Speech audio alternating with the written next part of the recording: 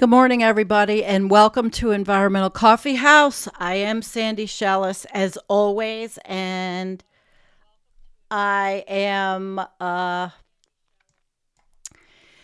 here for another pajama party on a Sunday. But it's a bit of a somber Sunday, and I'm doing it because, well, I can't sleep very well.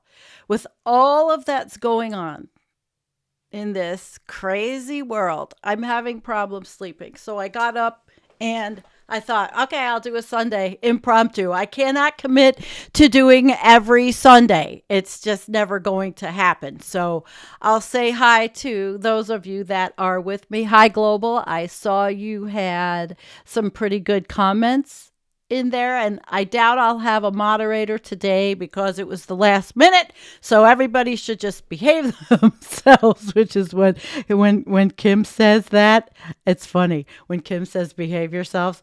Anyway, yeah, so good morning, Anthony, Kristen, Make American Green, and Penguin, and Global, and Old Sage Joe, and You Don't Like My Music. It's great to see all of you with me. I don't know who will join this early. Midas Lisa, good morning. It's great to see all of you. All right. I do have a pretty packed show, actually. I actually have a presentation. I have videos. I have something to read, but I'm going to do a little housekeeping first. And, well, here we go. So lately, I had been told that commercials are being shown on my channel. And I know I've done a lot of railing against the systems that are not working, that are broken, that are awful. And the thing is, I'm going to join the system. I'm going to monetize the channel. I've done polls. I had a lot of people that told me to. So if Google is going to make money off playing commercials, well, maybe it'll help me a little bit. I'm in a situation. I need a roof. I need a whole lot of things for my house. I'm going to try it out. If I don't like it, I can go back. Okay. I hate to show commercials. I don't know, but if people are seeing commercials, anyway, why shouldn't I be helped? A little bit. Just a little bit. So if people don't like it, well, what can I do? Everybody else on fucking YouTube is monetized. And, it's annoying sometimes. And it's not annoying because I'm greedy or because I want to, make a lot of money off of people or any of that. I just need help. And I have not got it. So I'm going to be honest with you. I have told people I have been in situations in my life where I take full responsibility for fucking my life up. I take full responsibility, okay? You don't even want to know. I'm trying to move the chat. You can't see it, but I'm trying to move the chat over to where I can see it on the other big screen, and it doesn't, it doesn't want to move over. So anyway, suffice it to say, I'll try it. And yes, Scott. Okay, I have a moderator. Scott. Oh my God, Sandy is on today. Yeah, it's one of those Sunday mornings. I can't sleep. With everything going on in the world, I can't sleep very well. I don't feel great. I got over COVID. This whole Middle East thing broke open. It hasn't helped me feel better. And we're going to talk about it. But again, all right. So I did my housekeeping. I'm going to monetize. If you don't like it, what can I say? Maybe we'll even do memberships. That could be fun. I mean, my house was built in 2001. It's one of those places they made in Shippensburg, Pennsylvania. They came over here and dropped it on a big basement. Okay. It needs everything. And I was married to a roofer, but he didn't do me any favors. And to be quite personal with you guys who have been through all of this with me, He moved out in May of 2021 because I personally don't like being called the C word when I don't deserve it. I don't like being in a relationship with someone who has no concept of empathy or care other than when it suits them. But because I was doing well in life at one time, I I I I uh I spent all my money like there was no tomorrow. And right now, there is a tomorrow because I'm living this tomorrow and it's not easy. So there you go. I try. And no, I'm not on Patreon. I am on Buy Me a Coffee. And let's see if I have the little Buy Me a Coffee thing. Um, you can become a member of Buy Us a Coffee. It's always in there. So, I hated doing even this. Jennifer and I talked about this topic, about the monetizing thing. Neither one of us ever wanted to. And it's not even for her. It's for me to run the channel and possibly be able to afford to fix my house. And by the way, I'm drinking coffee. So please don't be upset by my tongue. It's got my mushroom powder crap, which is expensive. My link has been off a bit. All right. Well, I'll have to fix it. I don't know what's wrong with things. There's a lot of things I always have to fix. But sitting in this office is very painful for me. And I can't do it for a long time. You know what I do when I work on my shows? I lay on a chaise in my living room with an iPad, set it up, and then come in here because I have to wear a neck brace when I sit for any time, but nobody realizes it. I don't act like I'm so messed up every day, and I don't live like it, although I'm making myself worse with everything I do outside, but I'm not giving it up. So, all right. So there you go. My background. Plus, I got kicked off of the scam that is called long-term disability. That was a couple of years ago. That was through work. And again, I am going to do a show on that one of these days on what a scam it is. I just have to be careful. That's all. It's a scam. And so I'm just one of those people. But I take blame, I don't blame others for things I've done. I don't blame others because I'm not that person. I take full responsibility for everything in my life. Sometimes I might beat up myself too much. But I'd rather not blame anybody. All right. So there we go. Next thing is housekeeping. I do have an interview coming up. I will be interviewing Antarctic polar scientist Dr. Ella Gilbs, but we can't do it live because of the time change, okay? The time difference. So we're going to have to record. We're recording on November 9th, and then I'll probably put it up the following week. And I'm waiting to hear back from Jennifer Francis from Woods Hole, Dr. Francis, who I'm interviewing eventually. She said October, but I got sick, so I wasn't really up to a lot, I think I did a pretty good job keeping the channel up. So anyway, there is a lot happening. We've had a shooting. We have a genocide. The planet is, we've had Otis. We have runaway global warming. The poles are melting, which we will hear more about from Ella Gilbs. The poles are melting. We are losing to extinction animals every day. How can we just not sometimes feel that despair? And as I've said, I talk about grief and I talk about how to handle grief.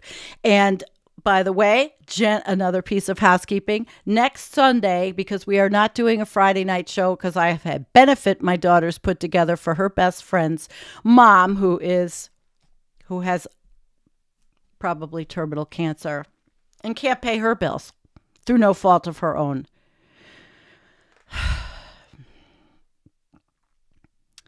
Okay, so Sunday, I believe it's the 5th. Carolyn Baker Dr. Carolyn Baker, who is our elder, who is a wise voice. She will be on Sunday the 5th. Let me make sure on my calendar. I think it's the 5th. The 5th is Sunday. Yep. She will be with me and Jennifer because we are going to do the show, but we're going to do it again on a Sunday. I don't know what time yet. However, we are going to be able to take questions that Carolyn can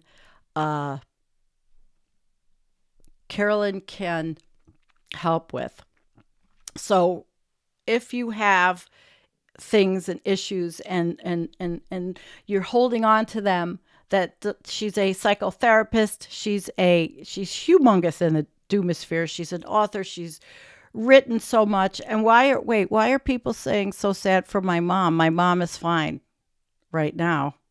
She got better. It's not my mom. It's my daughter's best friend's mom.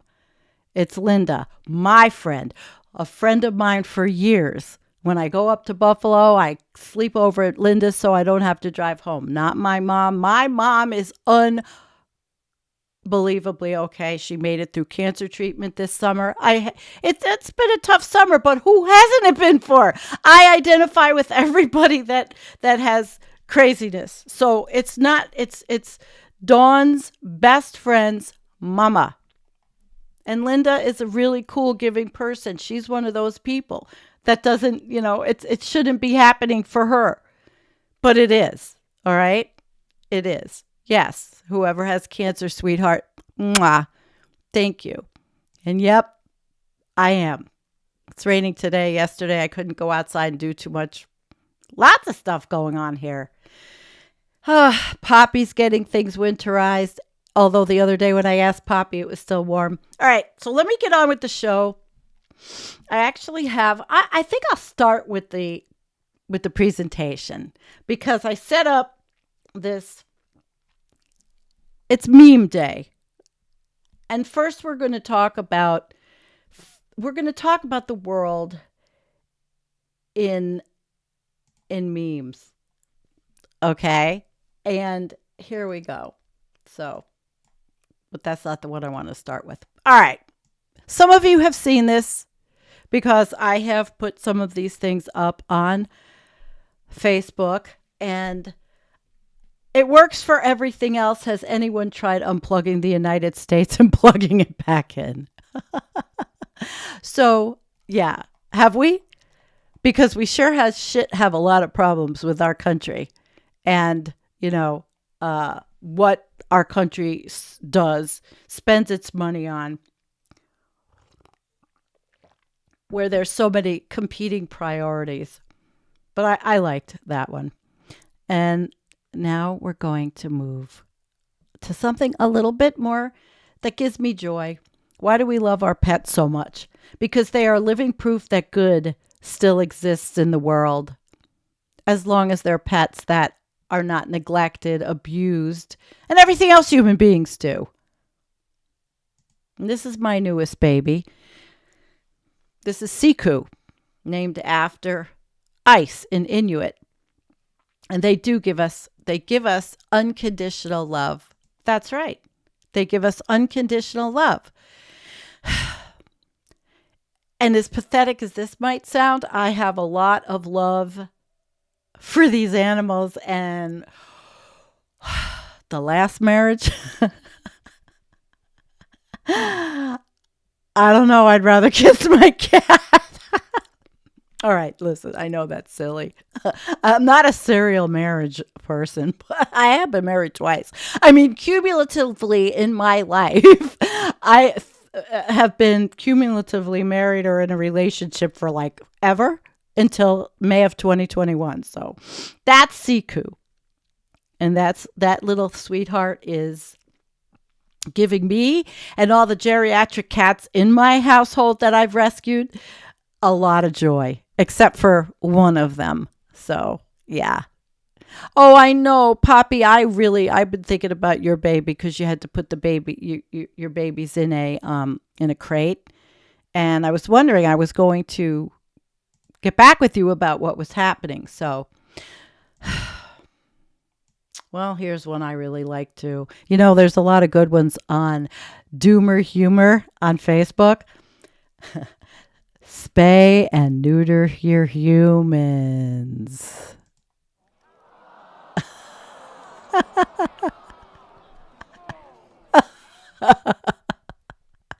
I definitely really like that one. Some of our fellow people in the Doomosphere they find very funny things. But we're going to move from spaying and neutering your humans to a little politics. There's still time to change the road you're on, the fork in the road. Do we want a Donald Trump? Here we go. No. Do we want a right-wing authoritarian fascist? No. Do we want Joe Biden? Ugh. It's just tough. Politics in the United States is tough. But everybody has their feelings. It's very emotional. There's a lot of things that are bringing up a lot of anger, a lot of angst, anxiety, which is my problem. You know, like I said, anxiety.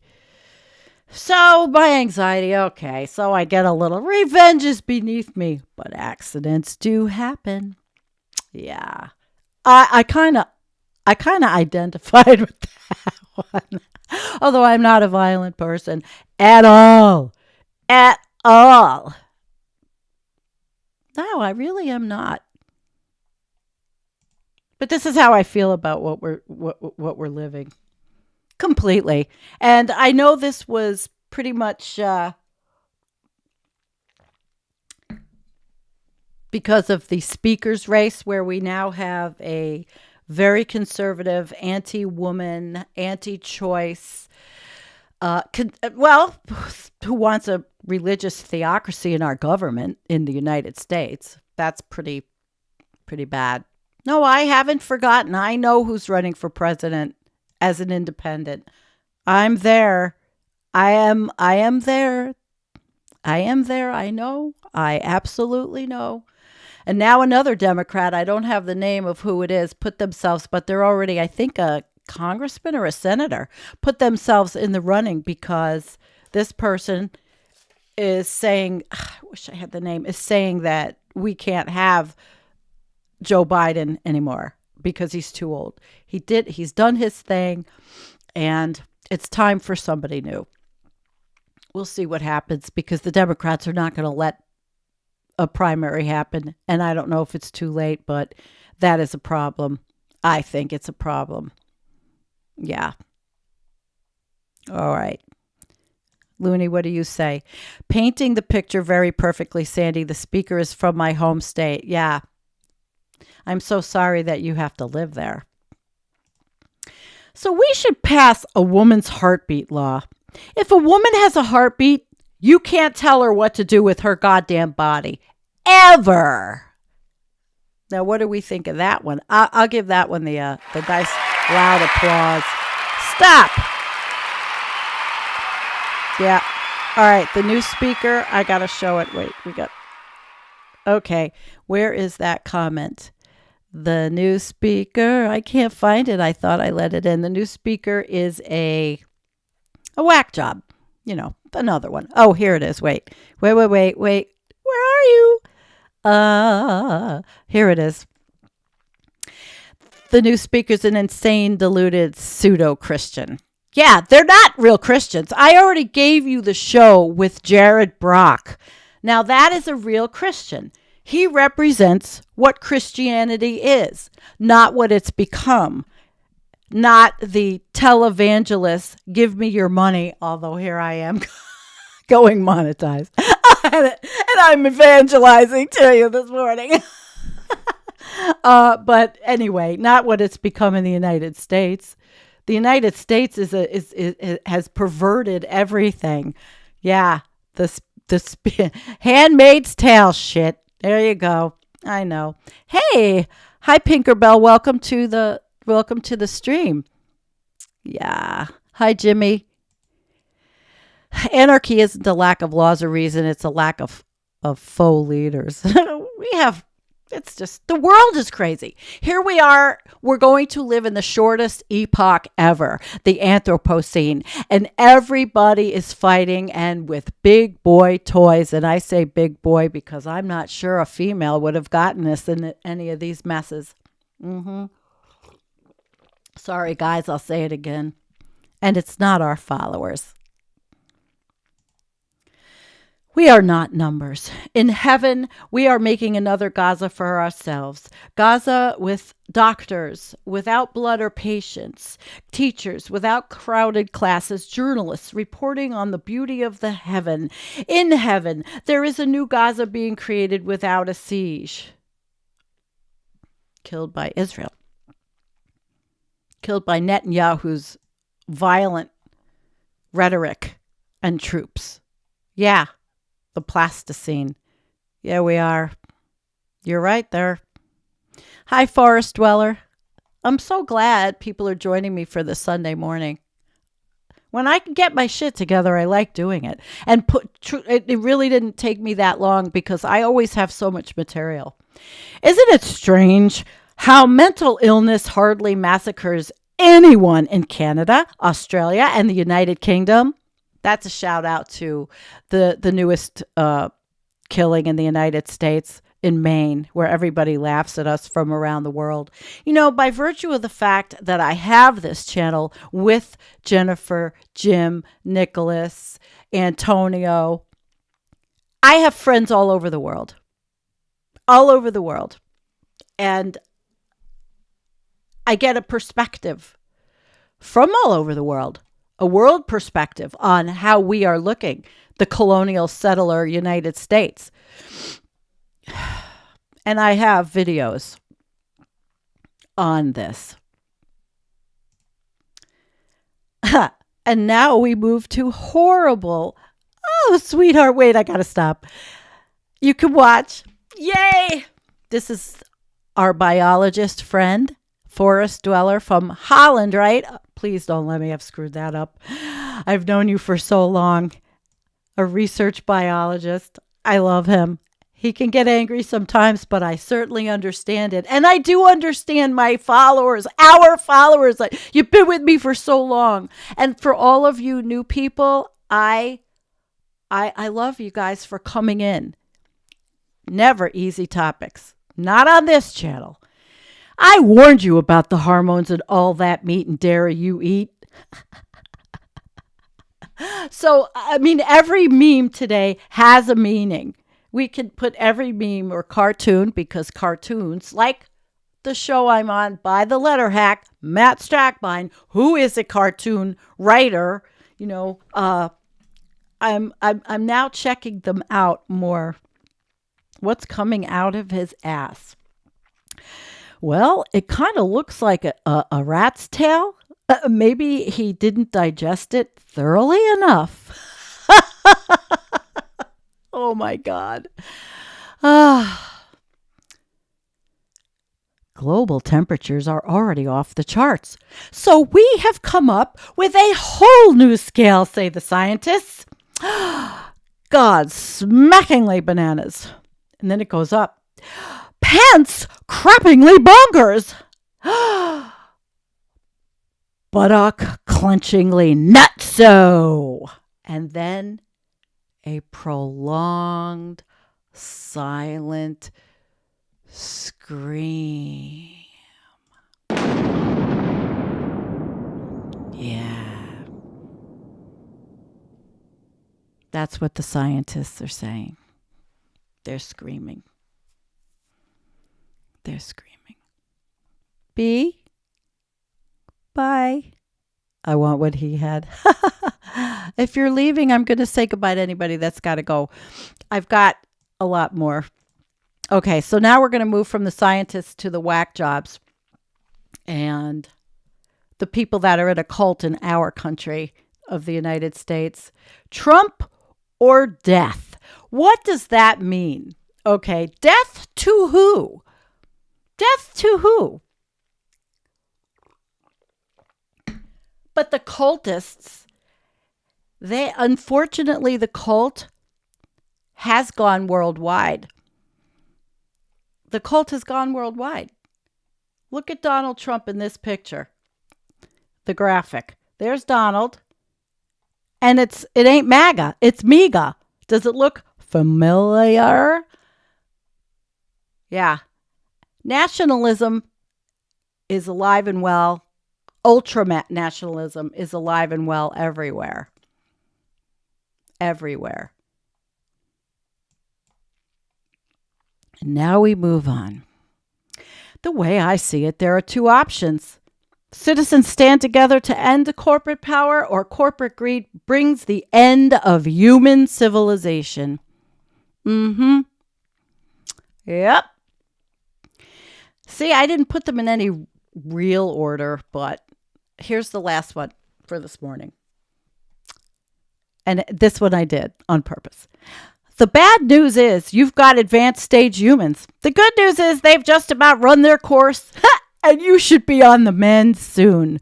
Our beautiful, pretty, lovely Earth with its beautiful crashing oceans and that are polluted everywhere and destroyed in the Amazon, being taken down even more, and the losing penguins, hundreds and thousands of chicks because they have no habitat. Oh yeah, happy Sunday morning. Happy Sunday morning. All right, well, now I'm changing. I'm going to change and, oh no, wait. I'm not going to change. I'm going to stay here because I'm going to open up. Well, I have a couple of things. Something that Charlotte Clymer wrote. And it's well, maybe I'll start with this and I'll read it. And then I also have videos, okay? And I'll read this. Now, listen, it resonated on the when I read it on the 23rd, it resonated. I'm reading it. And let me tell you something. I feel, well, let's read it. All right? I don't know exactly how to explain it, but for folks my age, I guess she's a millennial, over the course of our lives, the concept that silence is complicity slowly went from being a rallying cry in activist communities to a generational imperative. We were the bridge for that societal transition. We are, I believe, the first generation for which bullying started to be taken pretty seriously by authority figures. And being an incurious bigot began to mean a significant loss in social standing. Adjacently, we were also the first generation to emerge from the post 9/11 public square chant of "see something, say something." As millennials enter our middle-age phase, it's fair to acknowledge we've learned the hard way that not speaking up enables evil things, hate crimes against marginalized communities, the illegal and immoral invasion of a country, government-sanctioned torture camps, travel bans, book burnings, and among other things, genocide.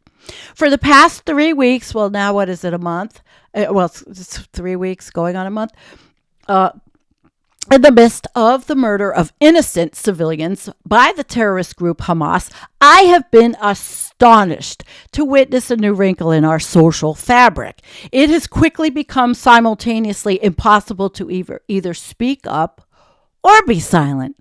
When innocent people are being murdered, it's morally unacceptable to stay silent. Of course, but what happens when speaking up means somehow being perceived as taking a side between competing oppressions and their corresponding evils? Oh, boy. There currently exists a hair trigger sensitivity on this issue. So pervasive in our American national discourse, because that's all I can talk about, that even so as much, acknowledge the murder of an innocent civilian anywhere will draw hostility elsewhere. It is no longer enough to express basic empathy, human empathy towards anyone suffering. It must be accompanied with extensive knowledge on foreign policy and the history of the Middle East, expressed through a litany of caveats. And even then, one risks being accused of condoning atrocities either way. In the past week alone, I have been accused by online strangers of being in the tank for both the IDF and Hamas.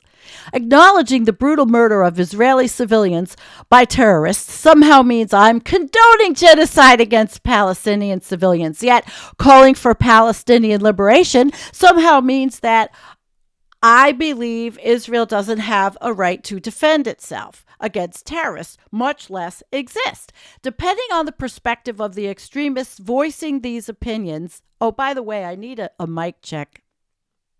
All right. Depending on the perspective of the extremists voicing these opinions, I am either an unapologetic neoliberal supporter of the open-air prison that is Gaza, or I'm a radical leftist who wants Israel wiped off the map. For these extremist perspectives, there is no longer room for nuance, let alone grace. You must pick a side, they seem to say, and it had better be ours. At the same time, not speaking up, or rather the perception of not speaking up, draws anger from any given very online person who treats all of this like a team sport. This weekend, a stranger DM'd me on Instagram and demanded to know why I hadn't said anything about atrocities committed against Palestinian people by the Israeli government. I had, of course, but they countered that I hadn't done so via Instagram post, which for them, I guess, is the equivalent of a press office. Meanwhile, over on Threads, Instagram's newish alternative to Twitter, I had posted that it's morally unacceptable to deny water and electricity to Gaza, which has met with responses that demanded to know why I wasn't taking Hamas seriously and openly wondered if I was condoning anti-Semitism. Hovering above all of this is a long-standing complexity in social justice. When is it better to amplify marginalized voices instead of speaking up ourselves, and vice versa? And I will say that for me, I made a video, an anti-war video, which I didn't load here, and I probably should play at the end. It's how I express myself. If I simply retweet the personal story of an Israeli survivor of the Hamas attack or a Palestinian survivor of an Israeli airstrike, but I don't add anything in my words, am I doing enough? At the same time, it has been completely heartbreaking to receive private messages from friends who are either Muslim or Jewish unnecessarily expressing thanks for me saying anything at all because they feel it's become untenable for them to do so. And we're not talking grand statements. We're talking the bare minimum. Come on.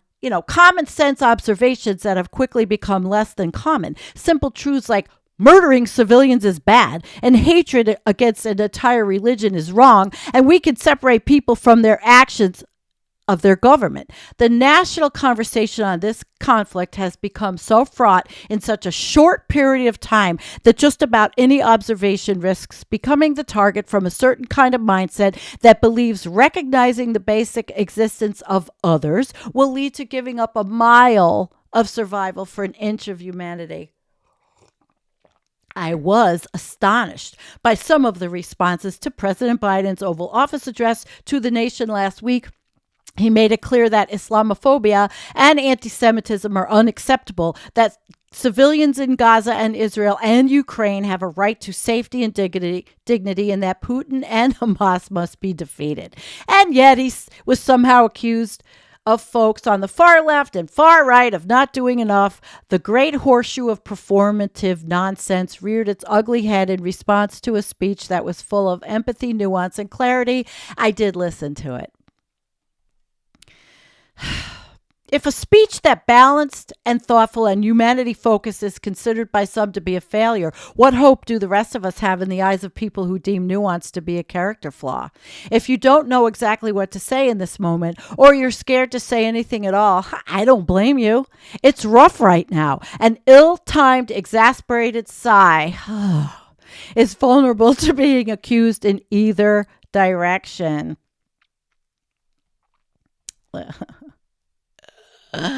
If you're expecting me to hide behind a both sides defense to avoid saying anything that might offend extremists on either end, you're sorely mistaken. I am more than happy to articulate my thoughts on this crisis. And this is Charlotte speaking, not Sandra. Okay? I think Hamas is a terrorist group made up of anti-Semitic cowards who have been abundantly clear that they want to destroy Israel and drive Jewish people out of the Middle East. And they have used this to justify intentionally targeting and murdering more than 1,400. Now the numbers are changing, by the way. I'm not sure what the numbers are. Nobody knows what the numbers are on either side. Israelis, and they took 200 hostages, many of them children. I think Benjamin Netanyahu is one of the most incompetent, inflammatory, and hateful political leaders of all times. Let's flush that fucker away. He has a long history of committing atrocities against innocent Palestinians, civilians.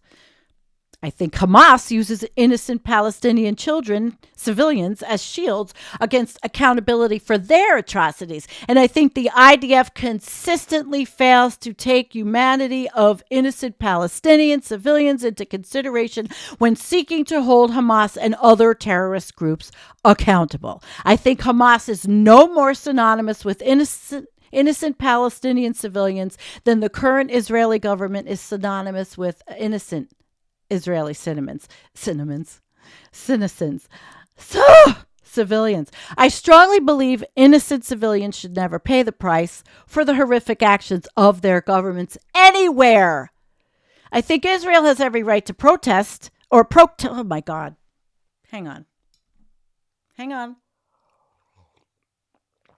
Thank you.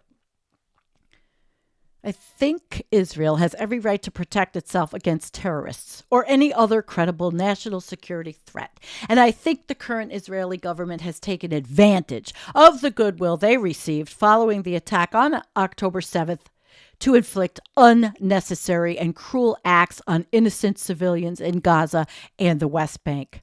I think Palestinian liberation is a moral imperative, and Gaza has absolutely been reduced to an open-air prison for more than 2 million people. The vast majority of them innocent civilians, nearly half of them children. And if you watched my show the other day on farmlands and wastewater treatment, you will learn about the populations, and you will learn a lot more on things that nobody talks about, like farming and wastewater and what's going into the Mediterranean.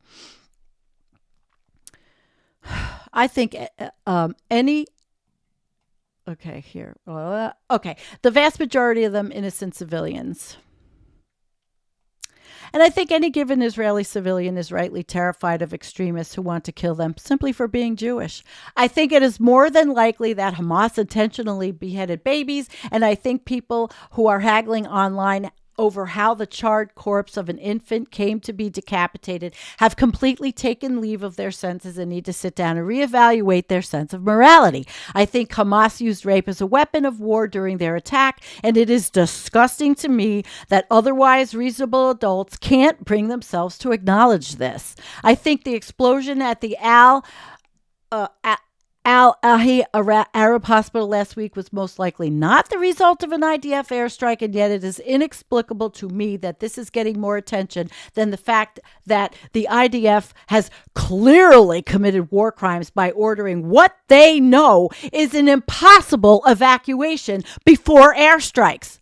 I think media around the world, and American media in particular, have been thoroughly abysmal in reporting on the hospital explosion and are certainly to blame for needlessly inflaming an already impossible situation. I think we all need to slow down and recognize that the unfolding catastrophes in Gaza and Israel are clearly ripe for disinformation. Don't readily accept any given thing you read on this situation without applying critical thinking and looking for confirmation. Slow down. I think the IDF has viciously slaughtered innocent Palestinian civilians on a constant basis in the past 3 weeks, to say nothing of long before that. And it has become increasingly difficult to avoid characterizing their actions as anything other than intentional. I think anyone in the United States defending the actions of Hamas, freedom fighters, or otherwise rationalizing the attack or claiming the Israeli government forced Hamas to murder innocent civilians are more than likely anti-Semitic and completely unserious adults. I think anyone in the United States using this attack by Hamas to justify the air, land, and sea blockade of Gaza have lost their humanity for cheap reward of false clarity and are completely unserious adults. I think anyone downplaying the immediacy of more than 200 innocent people being held hostage by Hamas are delusional and flatly hypocritical, because there's no way in hell they'd be fine with their loved ones being in custody of an extremely violent terrorist group. I remain unconvinced that a ground invasion of Gaza by the Israeli military is in the best interest of anyone. And I believe this because the IDF has repeatedly proven themselves to be unconcerned with the welfare of innocent Palestinian civilians, who most certainly will bear the most fatal costs of such an operation. I'm going to cry. I think both Muslim Americans and Jewish Americans have been ruthlessly targeted in the midst of this crisis and long before it. And it is horrific for me that there are people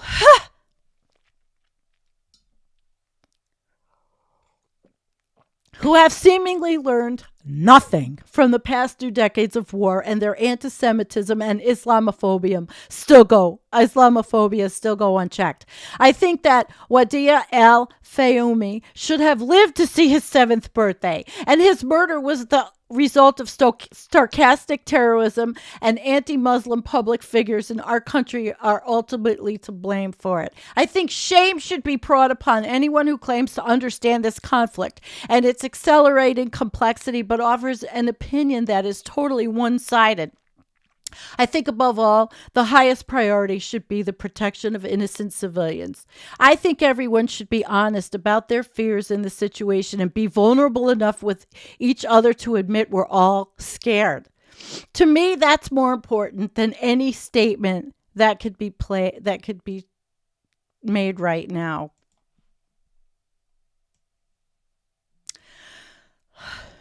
We need a second, right? I need a second. I do. I need a second.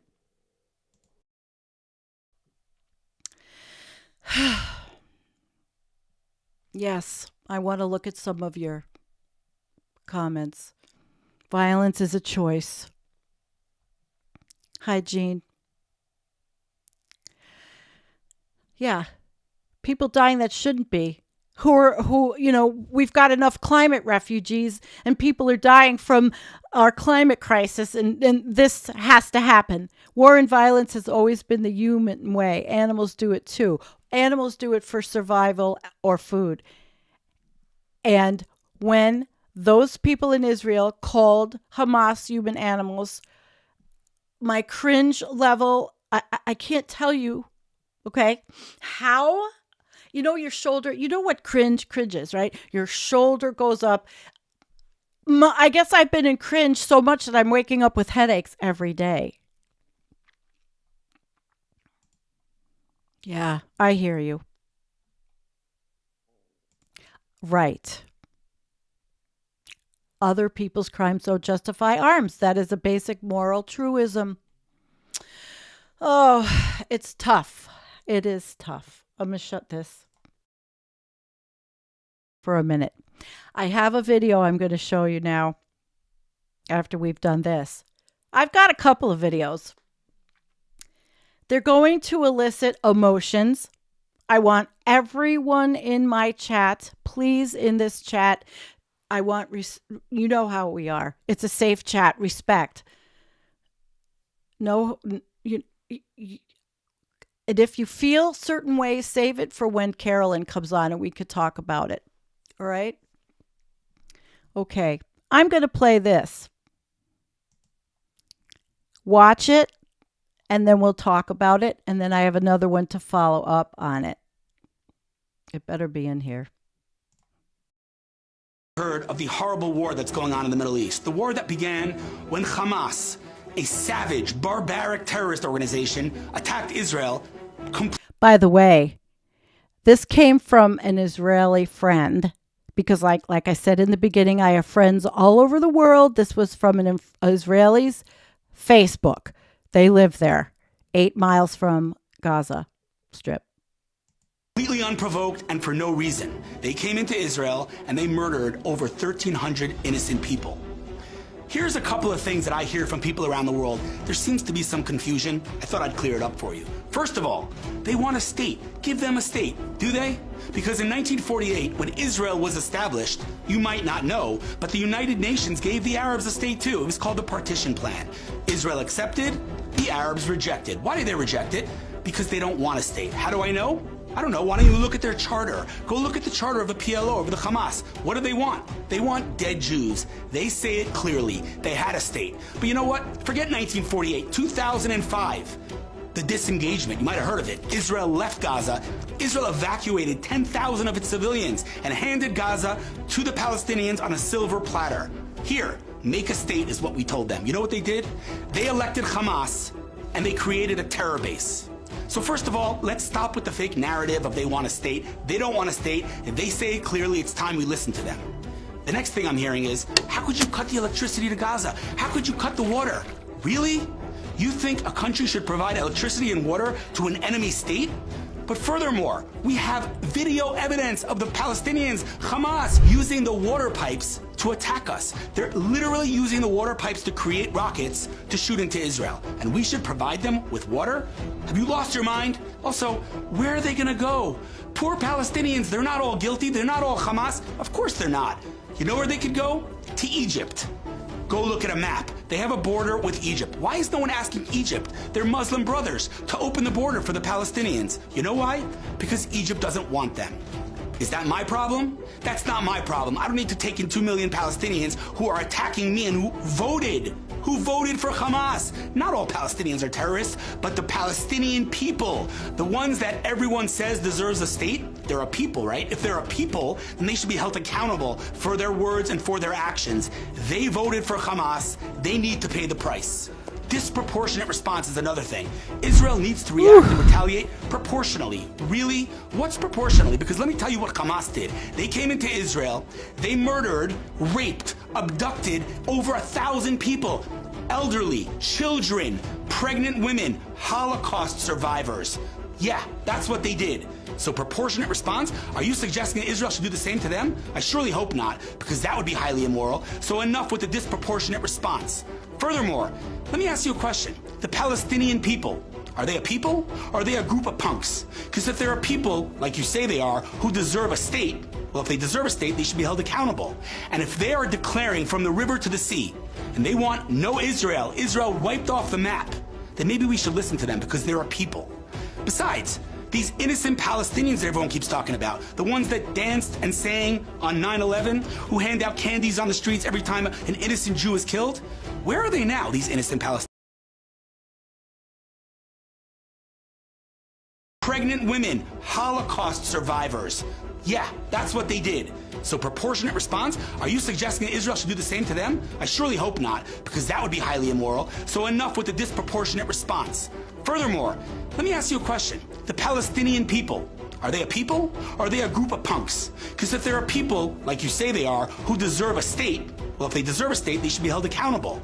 And if they are declaring from the river to the sea, and they want no Israel, Israel wiped off the map, then maybe we should listen to them because they're a people. Besides, these innocent Palestinians that everyone keeps talking about, the ones that danced and sang on 9/11, who hand out candies on the streets every time an innocent Jew is killed, where are they now, these innocent Palestinians? Because I can tell you that my social media feeds are full of Muslims supporting Hamas. Have you seen thousands of Palestinians standing up and speaking out against Hamas? Because I haven't. And then they're going to say, but they can't. Hamas will kill them. They just have to fulfill orders. Where have I heard that before? Oh yeah, it was the Nazis who said that. It was not a legitimate response then, and it's not a legitimate response now. Stand up. The way Hamas is brutalizing and terrorizing the Jews and the Arabs in Gaza, they need to stand up, and there's no excuse that they don't. This is Israel's 9/11. No one in their right mind debated whether America had a right to retaliate after 9/11. But forget 9/11. What about World War II? Did anybody question whether the world was justified in attacking Germany? But weren't there millions of innocent Germans who were killed? Yeah, they were. And guess what? It's called war. And in every war in the history of mankind, innocent people die. It's tragic, but it's the nature of war. Israel doesn't want war. It was forced upon us. So just like World War II was justified, just like America's war in Afghanistan was justified after 9/11, this war is justified. No one is going to tell Israel to hold our fire, to stop and to react and respond and retaliate proportionally. That's a ridiculous claim and it needs to stop. At the end of the day, we need to have integrity. We need to read their charters. They say it loud and clear. They don't want a state. They want dead Jews. This is not Arabs against Jews, Muslims against Jews, Israelis against Palestinians. This is good versus evil. This is an army that does everything to minimize civilian deaths versus a terrorist organization who does everything to maximize civilian deaths. Period. Full stop. If that is something that you cannot digest and speak out and say loudly and proudly, then I got news for you. You should start looking and searching for your moral compass.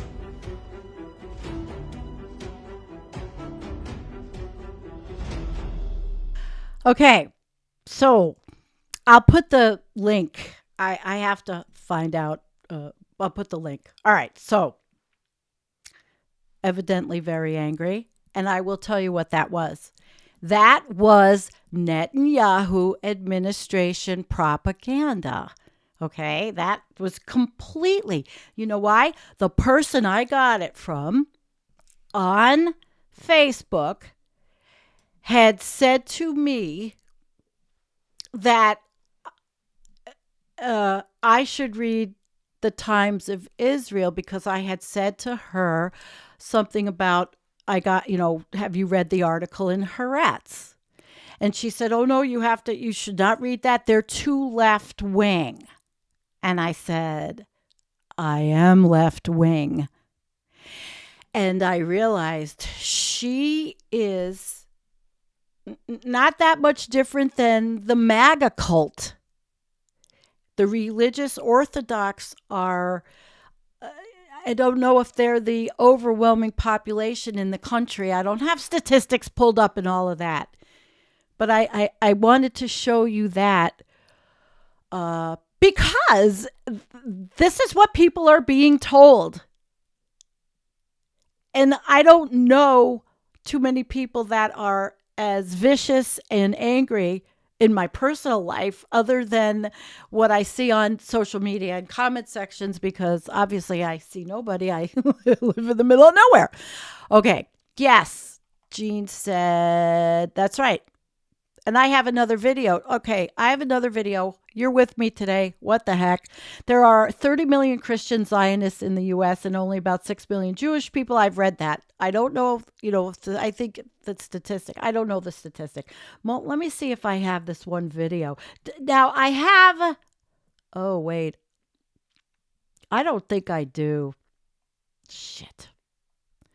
I need to pull up a video for you guys. Give me a second. I'm going to find it. Shit. It's a good one. And I don't understand why it's not here.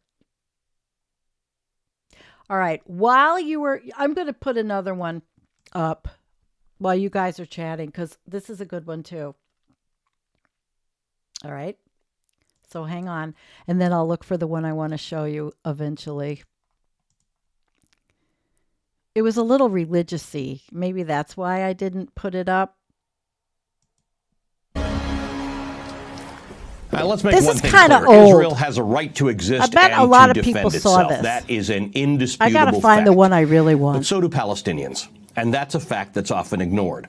Palestinians are, at best, third-class citizens in the nation of their birth. The idea that it's even remotely controversial to call what Israel has imposed on Palestinians a form of apartheid is laughable. One look at a current map of Israel, Gaza, and the occupied territories conjures up only one other example: apartheid-era South Africa. The Israeli government, on an ongoing basis, declares parcels of land on which Palestinians live to be either of military or archaeological importance, causing residents to be evicted. Sometimes there's a court case, and almost always the Palestinians lose. Yet months or weeks later, that same important land suddenly becomes home to a brand new Israeli settlement. As more and more Jewish settlers take over land on which Arabs live, the occupied West Bank becomes de facto more Israeli and, in the explicit hopes of the Israeli government, more Jewish. This is a long-standing attempt and a deliberate attempt to force Arabs who have lived in that land, sometimes for hundreds of years, out. It's an attempt to dilute their presence, because to have Arabs as full participants is, in the opinion of the Israeli government and their courts, diluting Israel. Just prior to the pandemic, I toured many of the contested areas and homes from which Arabs are being pushed out, both in Israel proper and in the occupied territories. Palestinians don't control the important parts of their lives. Palestinian families are refused permits to build or renovate their homes. When they connect their homes to the municipal water supply, Israeli soldiers sometimes cut the pipes. When they attempt to harness solar energy because their homes are not on the grid, Israeli soldiers literally come and remove solar panels from their homes. I spent an hour and a half traveling alongside an elderly Palestinian woman who was being transferred between 3 ambulances from Gaza to the no man's land in between and then into Israel to get cancer treatment. 3 ambulances over the course of 1 mile, more than an hour to cross the border. That's how Gazans live. Without medical treatment because Israel prevents it. Without electricity much of the time because Israel prevents it. Without the ability to fish in the Mediterranean Ocean because Israel prevents it. Without an airport or a seaport because Israel prevents it. Like Israelis, Palestinians also have a right to exist and to defend themselves. But there is no one willing to help them do that. Not the Israeli courts, and not the U.S. government. What the U.S. also shares with Israel is the belief that Hamas, the political party that governs Gaza, is a terrorist organization that calls for the destruction of Israel. Hamas is supported by the majority of Palestinians in Gaza. Hamas may not be in the best long-term interests of the Gazans, but peace hasn't really worked out for them. Faced with an Israeli government which pens them into what has been called the world's largest open-air prison, they have chosen a government that most of us wouldn't prefer, one that is not given to negotiation and moderation and respect for its neighbor. Israel needs a new approach to the Palestinians, and America needs a new approach to Israel. After more than 7 decades of not just being deprived of land from which they were evicted, Palestinian frustration runs deep. It may be worth going deeper than what you may hear inside your bubble and understanding the depth to which the Palestinian people are subject to apartheid in their own land, deprived of basic necessities, and subject to relentless civil rights violations. This is not a secret. It's out there for you to see. You just have to look for it. Okay, I thought that was a good juxtaposition to the first one. And it was done. It was done well. It was done well. I'm not even sure 100% where I want to go, other than the anxiety over this is a lot for everyone involved that are innocent victims of some horrible, despot government and getting brainwashed, because they are everywhere. Have you ever, I even post some of those post Left Watch and some of those videos where MAGA supporters are interviewed. Okay, let's see what you guys are saying. Yeah. Hatred amongst brothers runs deepest. We've known this since Cain slew Abel. And then Cain never existed, neither did Abel. But the stories do. The stories do. Yeah, archetypes, of course. Yes. Archetypes. Hi, Judy. Gabor Mate. Yes, I've watched Gabor Mate. Good commentary on the situation.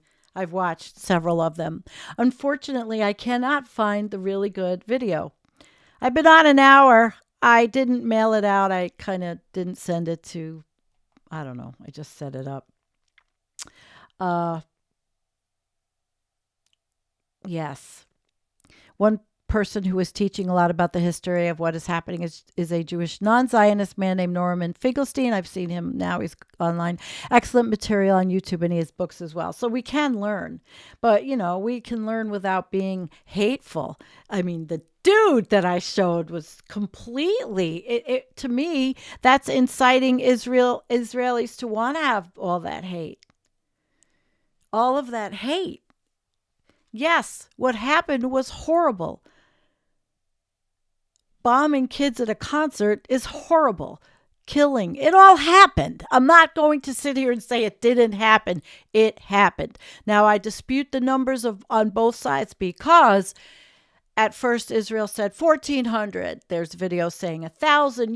You don't know. And really, you never know. Even though we're doing this war, we are all watching this war, and we've been watching Ukraine in real time, like it's a video game.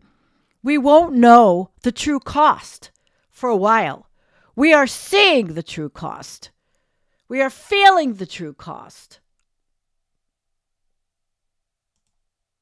Exactly. And you know what? The neocons in our country just want blood. Just blood. What Biden should have done when he went over was to talk to both leaders of Israel and Palestine and told them to cut the crap, figure it out without violence, grow up. You would wish and threaten we're not going to keep sending all of this money. It didn't happen quite like that, did it? It should have happened like that. That's the way we want to have things happen. Okay. How much of the U.S. government giving all money to Israel is the result of AIPAC? Well, AIPAC gives a lot to the right wing. I haven't done that. It's not what I've done on my show. I haven't looked at the statistics, so I can't tell you. Can't even answer the question. I know that they must give, but I don't know how powerful they are. I really don't know much about them other than what I've heard on these pieces on talk shows like with Ben Shapiro and all. I don't like any extremists, which I have always said, Yeah. So let us change gears a little bit. Okay. And before we go away, I've got something quite nice. I mean, we could talk about all the rest of the horror. I've shown you what I wanted to show you. And I found something that's been going on in Canada. Now, we know about inequality. Income inequality is hideous in the United States. It's obviously pretty bad in Canada. But there's a dude that's doing something with his money to help homeless people. And he has a lot of it, and he made a lot of it. And he's doing something for the people, right? We are really segueing because I want to end on a good note. I do. But I needed to get all this out. I said I wasn't going to do it on the channel, but I tried to be fair and balanced. But to show everybody the propaganda is deep. And those people, so many people are so brainwashed everywhere. It's just so sad. It is so sad. All right. We're going to look at this one. Okay. And I think anybody with I haven't figured out the amount of money or what it is, but public service for millionaires. And there should not be a billionaire class anywhere. A little bit your way. A little bit more. In a crowded warehouse on Fredericton's north side, a team of builders is moving house. Literally. Under the watchful eye of Marcel Lebrun. Yep. There you go. Now you can go straight. Now you can back up. Okay, stop. Check, stop. Navigating these tight corners is no novelty for a mix of volunteers, trainees, and full-time contractors. They're turning out a home a week here.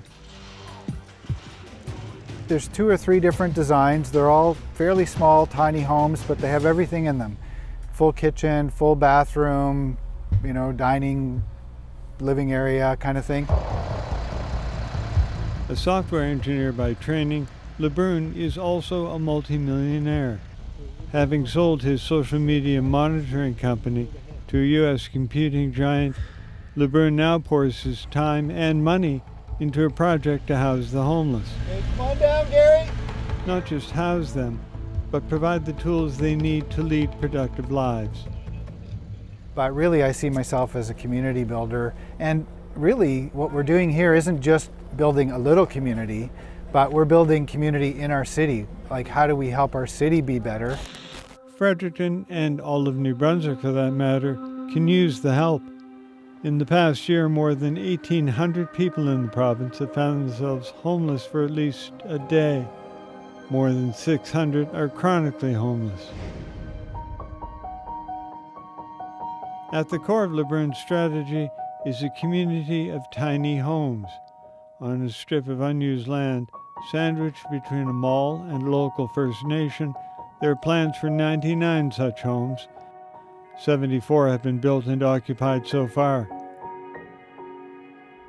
Susan Hayward's life went into free fall following her husband's death. She quickly found herself out of money and out of friends. I ended up with no place to live because I couldn't afford it anymore. I got evicted, stayed with a friend, and she kicked me out. Didn't know where I was going. Susan isn't an addict. She doesn't have severe mental health issues. But suddenly alone and homeless, she had nowhere else to turn. How do you pay for food, car insurance, things like that, plus pay for an apartment? And one person just can't do it. It's a lot. You honestly can't. So knowing with this place it's only 30% of your income, that gives you a lot more room to, breathe and not worry. Makes it more affordable. Yeah. Room to breathe and not worry. It's all Susan and her neighbors are looking for. Randy Birch lived in his car for a year before he got on the list for a home at 12 Neighbors. Now he works as a landscaper for the community. I can remember 30 years ago that the government promised homelessness was going to end in 10 years. Well, here we are 30 years later, and Marcel here has done more than the government has. He's done it in a year. The fact is, the number of homes on this site represent just a drop in the bucket compared to what's really needed. Marcel LeBrun plans 99 homes here, but admits he could easily fill 200. You can definitely get overwhelmed when you look at the big picture, at the numbers. So we're going to really work hard to hone in this model to show that not just housing, but housing, affordable housing, plus a managed community, plus developmental support. Poverty is super complex, but I think actually the solutions get a little simple once you start looking at it and realizing that it's actually not that hard. You got to provide a house.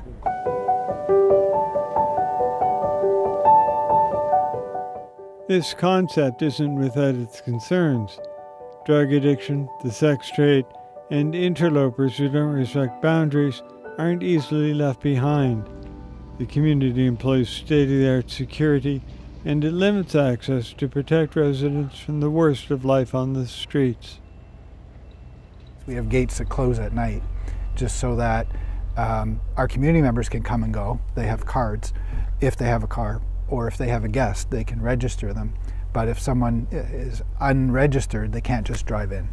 And out here, you're going to have the coffee bar. So definitely we have to have a lot of people here. The heart of the 12 Neighbors community will be this enterprise center.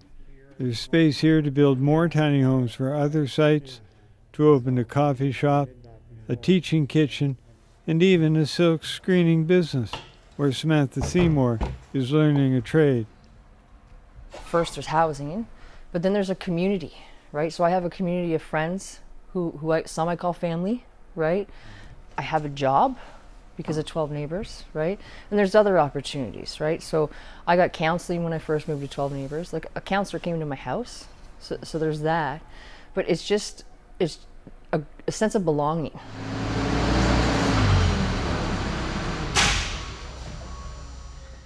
LeBrun is putting his money where his mouth is. He and his wife have already shelled out $4 million of their own money on the project. Combined with provincial and federal contributions, that's $12 million in all. The goal? To make this a self-sustaining community others in Fredericton will want to visit. We don't want this to be isolated. People feel like, oh, there's something goes on there, but I don't go there. We want people coming here and experiencing this community and it being connecting to the greater Fredericton community.